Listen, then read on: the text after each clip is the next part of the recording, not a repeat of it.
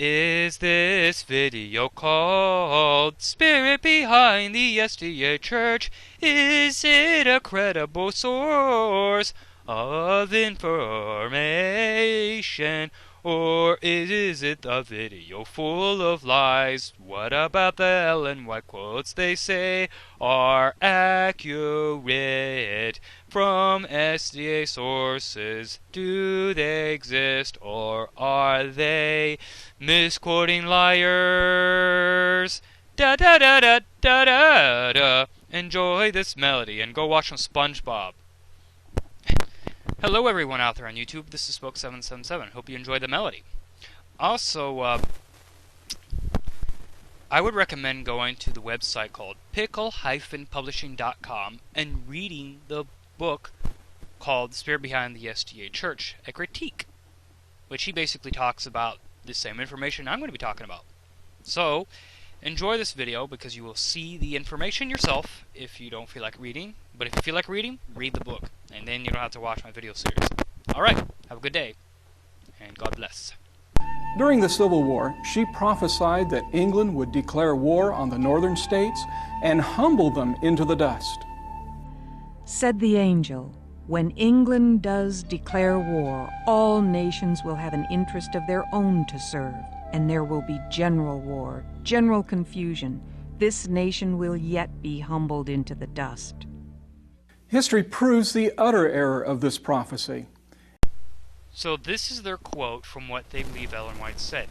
Said the angel, when England does declare war, all nations will have an interest of their own to serve, and there will be general war, general confusion. This nation will yet be humbled in the dust. Is this quote accurate? And I'm going to show you that this quote is not accurate.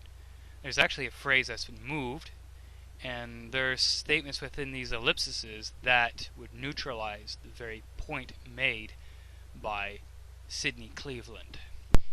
Here is the original quote and context. Said the angel, hear, O heavens, the cry of the oppressed, and reward the oppressors double according to their deeds. This nation will yet be humbled into the dust. England is studying whether it is best to take advantage of the present weak condition of our nation and venture to make war upon her. She is weighing the matter and trying to sound other nations. She fears if she should commence war abroad, that she would be weak at home, and that other nations would take advantage of her weakness. Other nations are making quite yet active preparations for war and are hoping that England will make war with our nation, for then they would improve the opportunity to be revenged on her for the advantage she has taken of them in the past and the injustice done them. A portion of the Queen's subjects are waiting a favorable opportunity to break their yoke. But if England thinks it will pay, she will not hesitate a moment to improve her opportunities to exercise her power and humble our nation. When England does declare war, all nations will have an interest of their own to serve, and there will be general war, general confusion. England is acquainted with that diversity of feeling among those who are seeking to quell the rebellion. She well knows the perplexed condition of our government. She has looked with astonishment at the prosecution of this war, the slow, the inefficient moves, the inactivity of our armies, and the ruinous expenses of our nation. The weakness of our government is fully open before other nations, and they now conclude that it is because it was not a monarchical government, and they admire their own government and look down, some with pity, others with contempt, upon our nation, which they have regarded as most powerful upon the globe. Had our nation remained united, it would have had strength, but divided it must fall. So you see the original quote, and I highlighted some things to emphasize points. Remember their quote in the video? It said the angel.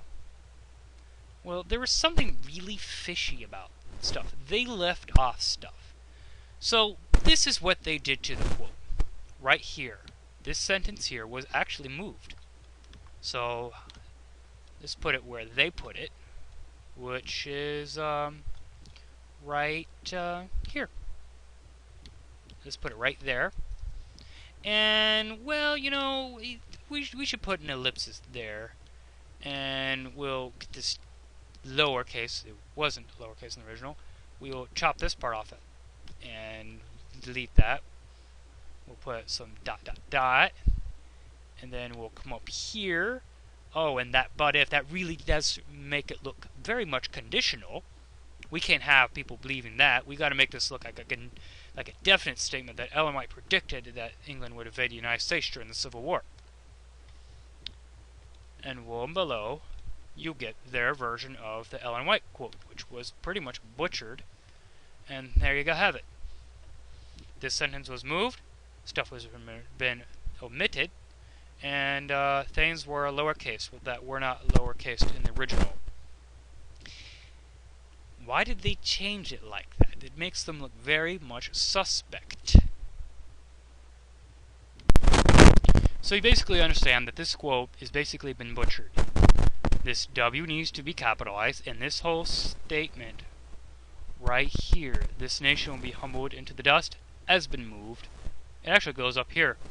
And there's stuff in these ellipses that neutralize the point of the person named Sidney Cleveland. So Sidney Cleveland, why did you misquote her in such a manner? Why didn't you tell everybody about the very much word that says but if? Why didn't you take like logic class? If then statement. If this is true, then this will happen. It's all that's pretty much being said. But did that condition get met? Did England invade the United States? More than likely, she wasn't going to. But she was thinking about it. But think about it. What she was saying that other nations will come in and attack England if she would do that. So the likelihood of that happening is pretty much no. So, Mr. Cleveland, do you have anything to say for yourself? Because that is just not right to say something like that out of context like this. And to move a sentence like that into say this is a quote, well, you can't do that. When at all can you do something like that? Sad to know. Sad to know. So, ladies and gentlemen, knowing the information now yourselves, how do you feel?